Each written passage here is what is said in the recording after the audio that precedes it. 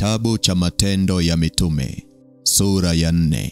Neno la Mungu linasema, hata walipokuwa wakisema na watu wale, makuhani na akida wa hekalu na Masadukayo wakawatokea, wakifadhaika sana kwa sababu wanawafundisha watu na kuhubiri katika Yesu ufufuo wa wafu. Wakawakamata wakawaweka gerezani hata asubuhi, kwa kuwa imekwisha kuwa jioni. Lakini wengi katika hao waliosikia lile neno waliamini, na hesabu ya watu waume ikawa kama 5,000. Hata asubuhi wakubwa na wazee na waandishi wakakusanyika Yerusalemu, na Anasi kuhani mkuu, na Kayafa pia, na Yohana na Iskanda, na wote wale waliokuwa jamaa zake kuhani mkuu. Walipowaweka katikati wakawauliza, kwa nguvu gani na kwa jina la nani ninyi mnafanya haya? Ndipo Petro akijaa Roho Mtakatifu akawaambia, enyi wakubwa wa watu na wazee wa Israeli, kama tukiulizwa leo habari ya jambo jema alilofanyiwa yule mtu dhaifu, jinsi alivyoponywa, jueni ninyi nyote na watu wote wa Israeli, ya kuwa kwa jina la Yesu Kristo wa Nazareti, ambaye ninyi mlimsulubisha na Mungu akamfufua katika wafu, kwa jina hilo mtu huyu anasimama alimzima mbele yenu.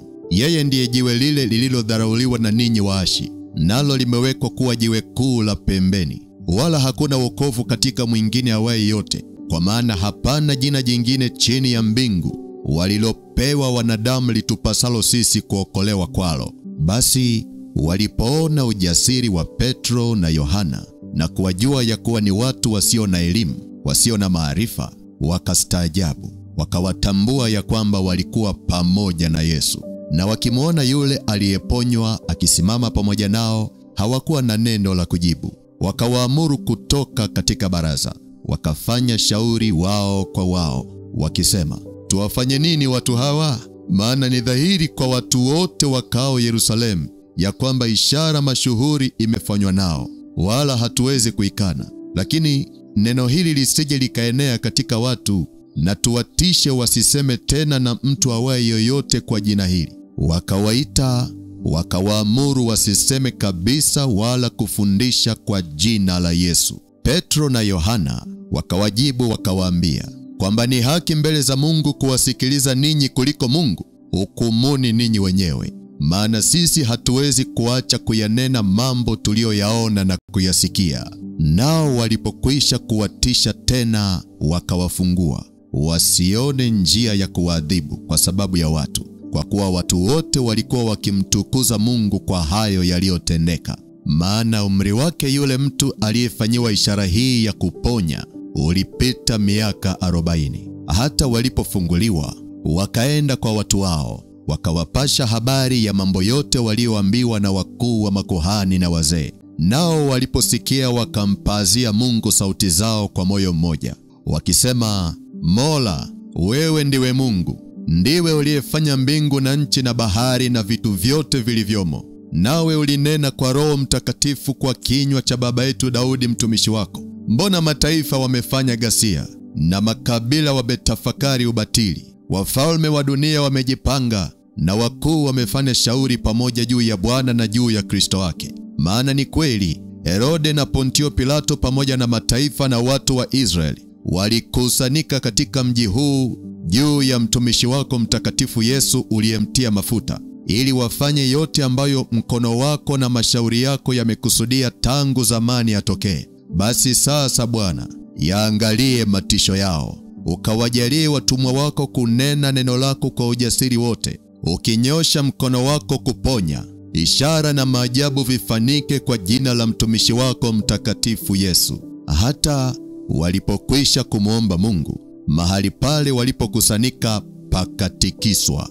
Wote wakajaa Roho Mtakatifu, wakanena neno la Mungu kwa ujasiri. Na jamii ya watu walioamini walikuwa na moyo mmoja na roho moja, wala hapana mmoja aliyesema ya kuwa kitu chochote alichonacho ni mali yake mwenyewe, bali walikuwa na vitu vyote shirika. Na mitume wakatoa ushuhuda wa kufufuka kwake Yesu kwa nguvu nyingi, na neema nyingi ikawa juu yao wote. Wala hapakuwa na mtu mmoja miongoni mwao mwenye mahitaji, kwa sababu watu wote waliokuwa na viwanja au nyumba waliviuza, wakaileta thamani ya vitu vile vilivyouzwa, wakaiweka miguuni pa mitume. Kila mtu akagawiwa kwa kadiri ya alivyohitaji. Na Yusufu aliyeitwa na mitume Barnaba, maana yake mwana wa faraja, Mlawi, asili yake ni mtu wa Kipro, alikuwa na shamba akaliuza, akaileta fedha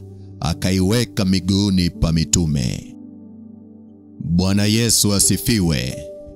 Katika kitabu cha Matendo ya Mitume sura ya 4, tunaenda kufanya maombi ya kushinda vitisho. Moja ya silaha kubwa ambayo shetani anaitumia anapotaka kukwamisha hatua za mtu kwenye maisha ni kwa kutumia vitisho. Watu wengi wameshindwa kufikia hatima za maisha yao kwa sababu ya vitisho walivyokutana navyo. Watu wengi wameshindwa kuishi maisha ambayo Mungu amewapangia kwa sababu ya vitisho walivyokutana navyo. Na mbaya zaidi, wengine wameshindwa kupata ushindi wa maombi kwa sababu ya vitisho wanavyokutana navyo katika ulimwengu wa roho. Ukisoma kwenye maandiko, unamuona Eliya ambaye Mungu alimtumia kutenda mambo makuu. Aliomba mvua isinyeshe na haikunyesha. Alikuwa na uwezo wa kusema neno na moto ukashuka toka mbinguni. Lakini alipokea kitisho kutoka kwa mwanamke anaitwa Jezebel. Kile kitisho kilikuwa na nguvu kiasi ambacho Eliya alikimbia na akajiombea nafsi yake apate kufa. Kwa hiyo tunapozungumzia kuhusu vitisho, tunazungumza jambo lenye nguvu ya kuleta matokeo mabaya kwenye maisha ya mtu. Unanisikiliza? Sasa nini maana ya kitisho? Nataka nikushirikishe tafsiri nyepesi sana itakayokusaidia kuelewa jambo hili vizuri. Na ninamwamini Roho Mtakatifu kwamba atakufungulia akili yako ili upate kile alichokikusudia kwa ajili yako siku ya leo. Bwana Yesu asifiwe. Kitisho maana yake ni nguvu ya kiroho inayokupa hofu ya kufanya jambo unalotakiwa kufanya. Kitisho ni nguvu ya kiroho inayokupa hofu ya kufanya jambo unalotakiwa kufanya. Unapotishwa na jambo, fahamu ya kwamba nyuma yake kuna roho inayolenga kukuzuia usifanye jambo unalotakiwa kulifanya. Na ndio maana kuna mipango umeshindwa kuitekeleza mpaka leo, kwa sababu ulipata tishio kwamba ukiitekeleza utapatwa na madhara. Sasa naomba unielewe vizuri hapa ili usije ukachanganya kati ya kitisho na tahadhari. Kitisho ni roho ya kishetani inayokuzuia usifanye jambo jema. Tahadhari inakusaidia kujua kilichopo ili ufanye maamuzi sahihi na usipatwe na madhara. Kitisho kinakufungia mlango, lakini tahadhari inakupa mlango salama wa kutokea. Bwana Yesu asifiwe. Sasa wapo mawakala wa vitisho wanaotumiwa na shetani kukwamisha maisha ya watu. Ngoja nikutajie kwa uchache halafu tupate nafasi ya kuomba. Wakala wa kwanza ni ndoto mbaya unazopata ukiwa umelala. Si kila ndoto mbaya inakuja kwako ikiwa na taarifa ya kukusaidia. Kuna ndoto mbaya ambazo zinakuja kwako kukutisha usifanye jambo jema unalotakiwa kufanya.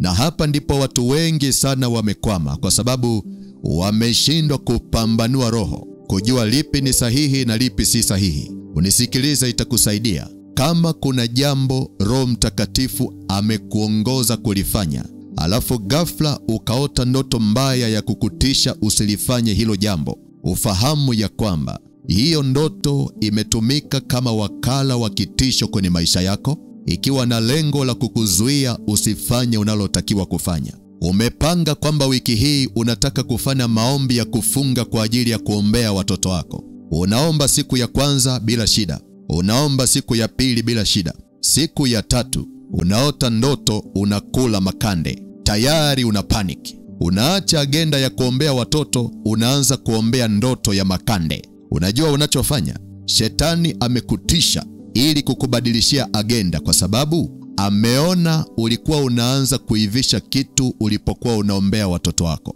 Sasa ili akubadilishie upepo, anakuletea ndoto mbaya kukutisha usahau ulichokuwa unafanya. Jifunze kutulia kwenye agenda, usiwe mwepesi kupokea vitisho vya shetani. Wale wanaorusha ndege wanafahamu, to be a good pilot you have to stick to the principle regardless of pressure. Na wewe katika maombi yako Usitishwe kienyeji ukabadilishia gia hewani. Shikilia agenda. Kama ni hizo kande, zitachomwa na moto wa maombi kadri unavyoendelea nayo. Sasa usinielewe vibaya. Sikwambii usiombee ndoto za chakula, lakini kila kitu kikae mahali pake, na ni lazima ujue tabia ya shetani na mbinu zake. Maandiko yametuonya kwenye kile kitabu cha Wakorinto wa pili sura ya 2 mstari wa 11 kwamba shetani asije akapata kutushinda, kwa maana hatukosi kuzijua fikra zake. Kuna vitu shetani anavitumia kwa hila ili kukukwamisha usifanikishe jambo lako.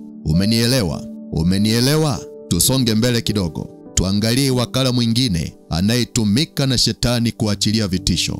Wakala wa pili wa vitisho ni mwanadamu. Mungu akitaka kufanya kitu anatumia mtu, na kwa bahati mbaya sana, shetani naye akitaka kufanya kitu anaweza kumtumia mtu. Sasa watu wanaweza kutumiwa kuachilia vitisho kwa kutumia maneno. Na nataka nikupe tahadhari mapema, wewe unayenisikiliza. Ipo hivi, kama mtu anatumiwa na shetani akikutishia jambo lolote, usilichukulie kwa wepesi, usilibebe kwa wepesi, maana nyuma yake kuna roho ya kishetani itakayohakikisha unapatwa na madhara. Hata akikwambia utaona, usilichukulie kwa wepesi, kimbia kwa Yesu haraka. Hata akikwambia utanitambua, usilichukulie kwa wepesi, kimbia kwa Yesu haraka, maana ndiyo tumaini lako na msaada wako nyakati za shida. Kuna mtoto alikuwa anaongoza darasani. Siku moja akatamkiwa neno la kutishiwa na mwalimu wake, na baada ya hapo akaanza kuwa wa mwisho. Uwe mwangalifu na maneno ya vitisho, kwa sababu shetani anao mawakala wake hapa duniani, na tunaishi nao mitaani, tunaishi nao kwenye familia. Wengine tumezaliwa nao, wengine tumekuwa nao, lakini wamekubali kwa kutaka kwao kuwa mawakala wa siri wa shetani. Kwa hiyo lazima ukumbuke kila wakati ile kwamba upo hapa duniani, ujue kwamba upo katika uwanja wa vita na mapambano. Shetani anawinda maisha ya watu. Shetani anawinda hatima za watu ambao Mungu amewapangia mema, na silaha mojawapo anayoitumia ni vitisho. Kwa hiyo usilichukulie kwa wepesi. Life is spiritual.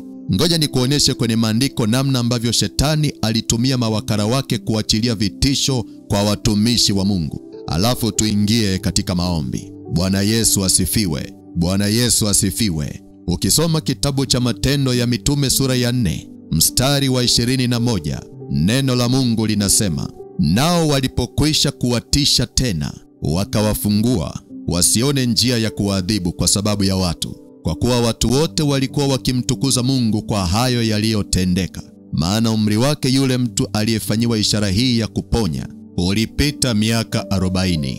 Bwana Yesu asifiwe. Maandiko yanatupa habari ya kukamatwa kwa Petro na Yohana, na kosa lililopelekea kukamatwa kwao ni kwa sababu ya kuhubiri injili kwa kutumia jina la Yesu. Maana watu walikuwa wanaokoka na watu walikuwa wanapona. Sasa ikaleta shida, na ili kuwazuia wasiendelee na injili, waliwatishia na wakawafunga gerezani. Walipokuja kufunguliwa, wakapeleka taarifa kwa wenzao juu ya kitu kilichowatokea. Na maandiko yanatuambia jambo la muhimu sana ambalo nataka ulipokee, maana litakusaidia. Walipowaambia wenzao juu ya vitisho walivyopewa, walipata ufahamu ya kwamba hivi vitisho vina msingi wa kiroho. Kwa hiyo wakaingia kwenye maombi, na maandiko yanasema wakampazia Mungu sauti zao. Na hapa ndipo kuna jambo la kujifunza. Unisikilize, itakusaidia. Ukipatwa na tishio, mtu akikutishia,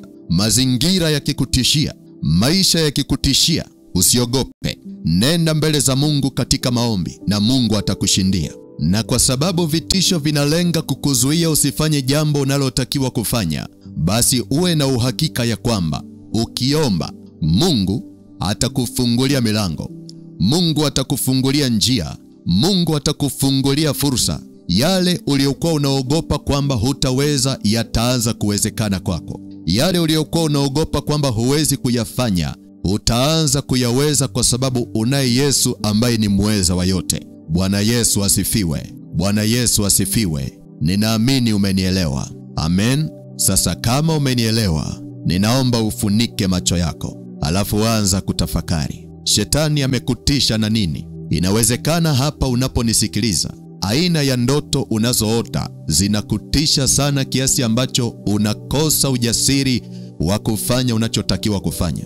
Usiogope, usiogope. Yuko Mungu aliye mkuu kuliko shetani. Jina la Yesu ni ngome imara, atakupigania na kukushindia. Usiipe hofu nafasi kwenye nafsi yako. Muamini Mungu kwamba anaweza kukuokoa. Ni kitu gani kinakutisha kwenye maisha yako? Wengine mnatishwa na maisha, wengine mnatishwa na matatizo. Hujapatwa na tatizo bado, lakini tatizo linakutisha na unaishi huna amani. Yupo Yesu ambaye ni mfalme wa amani, na anasema kwenye neno lake kwamba usiogope, amini tu. Wengine mnatishwa na giza, taa ikizima na wewe unahisi roho yako inataka kutoka. Hayo ni madhara ya kiroho yameingia ndani yako na unatakiwa uyakatae. Lazima uyakatae kwamba hofu sio fungu lako, wasiwasi sio fungu lako. Lazima ukatae hiyo hali kabla haijakuachia. Huo ndio utaratibu. Unakataa kwanza kwamba hicho kitu hakina uhalali kwako, alafu ndipo unaingia hatua ya pili ya kuomba, na ndipo Mungu anakusaidia. Ni kitu gani kinakutisha kwenye maisha yako mama?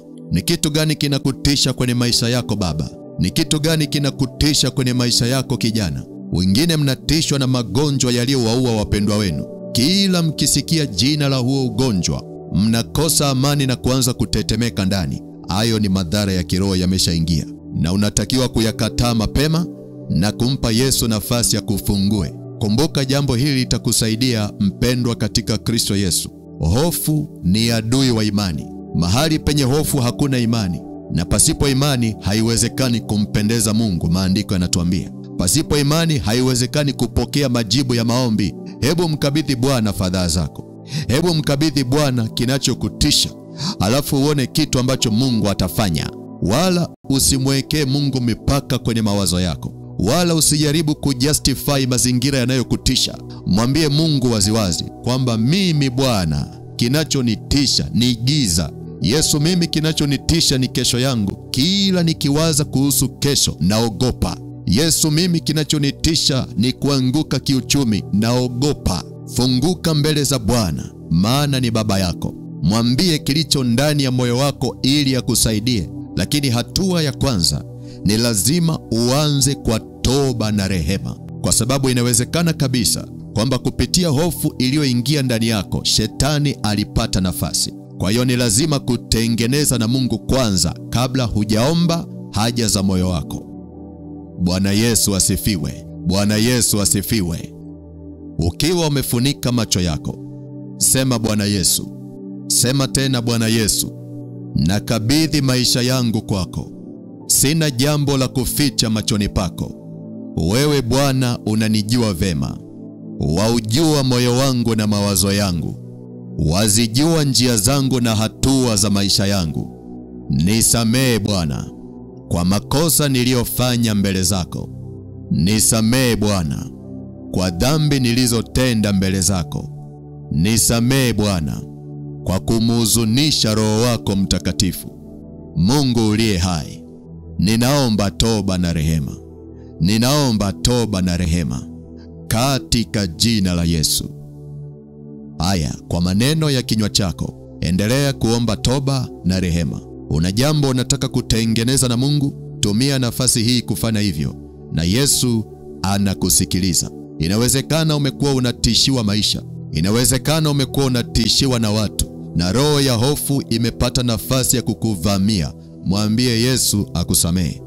Mwambie, Baba, ninaomba toba na rehema kwa kuruhusu hofu itawale ndani ya moyo wangu. Ninaomba toba na rehema kwa kuruhusu mashaka yatawale ndani yangu. Kuna nyakati nilifikiri ya kuwa na hofu ni kitu cha kawaida. Sikujua ya kwamba hofu inampa shetani uhalali wa kuweka makao yake ndani yangu. Sikujua ya kwamba hofu inampa shetani uhalali wa kunitoa kwenye nafasi yangu katika ulimwengu wa roho. Ninaomba unisamehe na kunipa nafasi nyingine. Ninaomba unisamehe na kunipa nafasi nyingine. Endelea kuomba, endelea kuomba.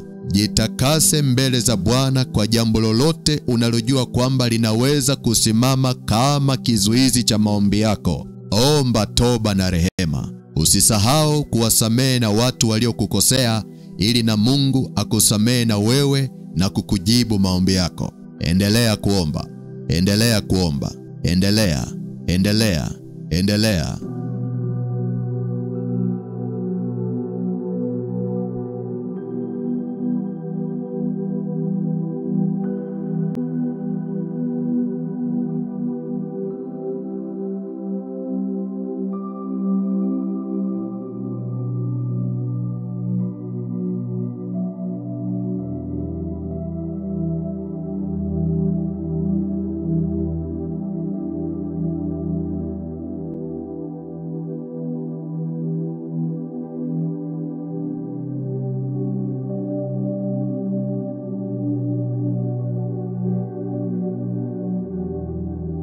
Mungu uliye hai, wewe ni mwingi wa rehema. Tunaomba rehema zako ziwe pamoja na sisi kwa makosa tuliyofanya mbele za uso wako. Tunaomba rehema zako ziwe na sisi, ukatusamehe na kutuondolea uovu wote. Yamkini nafsi zetu zimechafuliwa kwa maneno mabaya. Tunaomba utusamehe na kutusafisha kwa damu yako. Yamkini nafsi zetu zimenajisika kwa mawazo mabaya. Tunaomba damu ya Yesu itutakase na kutuondolea uchafu wote. Tunaomba rehema Bwana kwa maamuzi mabaya tuliyoyafanya, yaliyotumika kututenga mbali na uso wako. Tuna kiu na wewe Bwana. Tunaomba uturehemu. Tunaomba utupe nafasi nyingine. Tuna kiu na wewe Bwana. Tunaomba neema yako ituhudumie kwa upya na kutuweka panapo nafasi katika uwepo wako. Katika jina la Yesu. Katika jina la Yesu.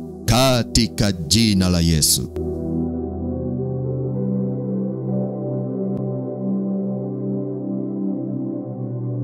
Kama umeshafanya toba na rehema vya kutosha na unasikia umepata amani, anza sasa kutumia mamlaka ya kiroho na uwashinde mawakala wa vitisho waliotumwa kwenye maisha yako. Unapoomba, tumia damu ya Yesu kuwashinda, maana neno la Mungu linasema, nao wakamshinda kwa damu ya mwana-kondoo na kwa neno la ushuhuda wao, ambao hawakupenda maisha yao hata kufa. Kwa hiyo unapoomba, unapowashinda mawakala wa vitisho, mwambie Mungu, kwa nguvu na uweza wa damu ya Yesu, kwa nguvu na uweza wa damu ya Yesu, nashinda mawakala wa vitisho waliotumwa kwenye maisha yangu. Nashinda mawakala wa vitisho waliotumwa kwenye kazi zangu. Nashinda mawakala wa vitisho waliotumwa kwenye hatima yangu. Nawashinda kwa damu ya Yesu. Nawashinda kwa damu ya Yesu. Nawashinda kwa damu ya Yesu. Mawakala wa ndoto za vitisho, nawashinda kwa damu ya Yesu. Nawashinda kwa damu ya Yesu. Mawakala wa kichawi mliotumwa kwa siri kwenye maisha yangu, nawashinda kwa damu ya Yesu. Nawashinda kwa damu ya Yesu. Navunja kazi zenu kwa jina la Yesu. Navunja kazi zenu kwa jina la Yesu. Endelea kuomba namna hiyo. Endelea kuomba namna hiyo. Ongeza na maneno yako sawasawa na Roho Mtakatifu anavyokuongoza, lakini hakikisha unawashinda na hakikisha unavunja kazi zao. Na mimi ninakusindikiza. Ukiniona ninaomba, wewe usikae kimya. Endelea kuomba ili kwa pamoja tuunganishe nguvu. Endelea, endelea, endelea.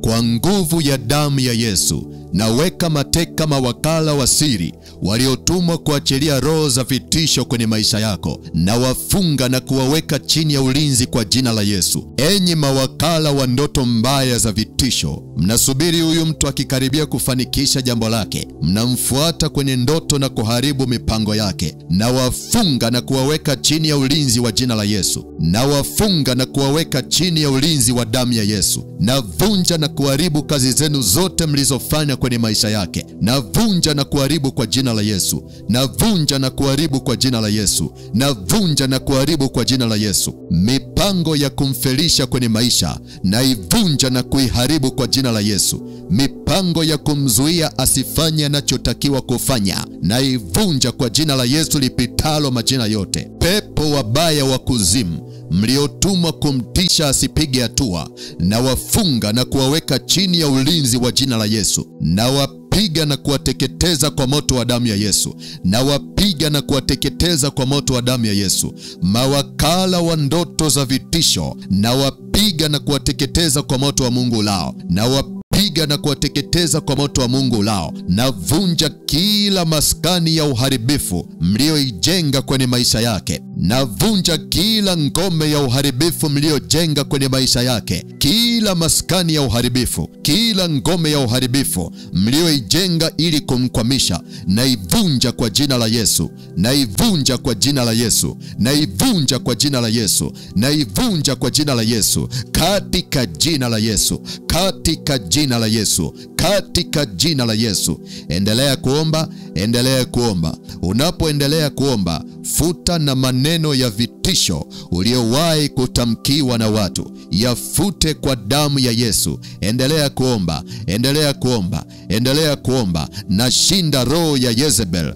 zilizoachilia vitisho kwenye maisha yako na kukukatisha tamaa. Nazishinda na kuzivunja kwa jina la Yesu. Nazishinda na kuzivunja kwa jina la Yesu. Ewe roho ya Jezebel, toka, achia nafsi ya huyu mtu. Toka, achia maisha yake. Navunja na kuharibu makazi yako kwenye maisha yake kuanzia leo na milele yote kwa jina la Yesu. Kwa jina la Yesu. Vita ya mawazo ya kushindwa, vita ya mawazo ya kuanguka, vita ya mawazo ya mauti, naishinda kwa damu ya Yesu ikuachie. Naishinda kwa damu ya Yesu ikuachie. Naishinda kwa damu ya Yesu ikuachie. Naishinda kwa damu ya Yesu itoke na kukuachia kwa jina la Yesu Kristo wa Nazareti. Kwa jina la Yesu Kristo wa Nazareti. Kwa jina la Yesu Kristo wa Nazareti. Naishinda kwa damu ya Yesu ya uzima. Naishinda kwa damu ya Yesu ya uzima hofu ya kifo na kaburi, na kushinda kwa damu ya Yesu Kristo. Toka, achia maisha ya huyu mtu haraka. Toka, achia maisha ya huyu mtu haraka. Achia maisha yake, achia hatima yake kwa jina la Yesu. Kwa jina la Yesu. Toka, achia maisha yake sasa kwa jina la Yesu Kristo. Toka na usirudi tena kwa jina la Yesu. Kwa jina la Yesu. Kwa jina la Yesu.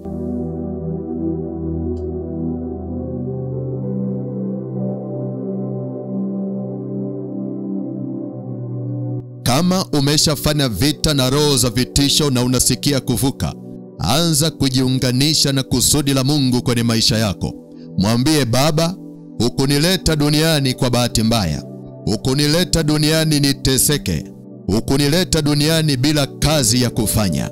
Ulinileta duniani ili nitimize kusudi lako. Baba, najiunganisha na kusudi lako kwa jina la Yesu. Najiunganisha na mipango yako kwa jina la Yesu. Yale niliyoshindwa kuyafanya, nitie nguvu niweze kuyafanya. Yale niliyoshindwa kuyakamilisha, nitie nguvu niweze kuyakamilisha. Yale mema niliyoyakatia tamaa, nitie nguvu niweze kuyafanya. Baba, ninaomba utangulie mbele yangu. Ninaomba uniangazie njia zangu nisipotee. Ninaomba neno lako liwe ngao yangu. Ukanitegemeze kwa mkono wako na kunishindia katika yote. Nipe hatua mpya Bwana. Nipe ushindi kwenye kila jambo ninalofanya. Baba, ukanivushe na kuniweka panapo nafasi. Ukanipe ujasiri na ukaikuze imani yangu. Nisiyumbishwe na kitu chochote. Ninaomba uwe mwamba imara kwenye maisha yangu. Ninaomba uwe mwamba imara kwenye kazi zangu. Ninaomba uwe mwamba imara kwenye kila jambo ninalofanya. Ukanifanikishe na kunitimizia haja za moyo wangu sawa sawa na mapenzi yako. Nami ninakiri ya kwamba sitaogopa tena, maana wewe Bwana upo pamoja nami. Nakiri ya kwamba hofu haina nafasi tena kwenye maisha yangu, maana wewe Bwana ndiye nguvu zangu na tumaini langu. Asante Baba kwa kunisikia. Katika jina la Yesu Kristo ninaomba na kuamini. na kupokea. Amen. Bwana Yesu asifiwe. Kama umefanya maombi haya, napenda kukupa hongera kwa ushindi. Mungu akubariki sana kwa kusoma kitabu cha Matendo ya Mitume sura ya 4 yote. Kesho tutaendelea kusoma kitabu cha Matendo ya Mitume sura ya 5. Kwa hiyo usisahau kuandaa Biblia yako na ujiandae kuomba pia. Lakini kabla sijamaliza kipindi cha leo, nataka nikupe nafasi ya kuokoka. Yaani kumpa Yesu nafasi ya ingie ndani yako na afanike kuwa Bwana na Mwokozi wa maisha yako. Unapookoka, unapata uhakika wa kuishi maisha ya ushindi ukiwa hapa duniani. Lakini pia unapompa Yesu maisha yako, hata ukifa leo, unakwenda mbinguni. Hii ni habari njema sana ya ufalme wa Mungu katika maisha yako. Kwa hiyo kama upo tayari, unamhitaji huyu Yesu aingie ndani yako, akuokoe na aliandike jina lako kwenye kitabu cha uzima wa milele, fuatisha maombi haya. Sema: Mungu Baba, katika jina la Yesu, asante kwa kuniwezesha kusoma neno lako siku ya leo. Ninaomba unisamehe dhambi zangu zote nilizotenda kwenye maisha yangu. Ninatubu kwako. Ninaomba damu ya Yesu initakase. Bwana Yesu, ninakuhitaji. Ninafungua moyo wangu. Ninakukaribisha uingie ndani yangu.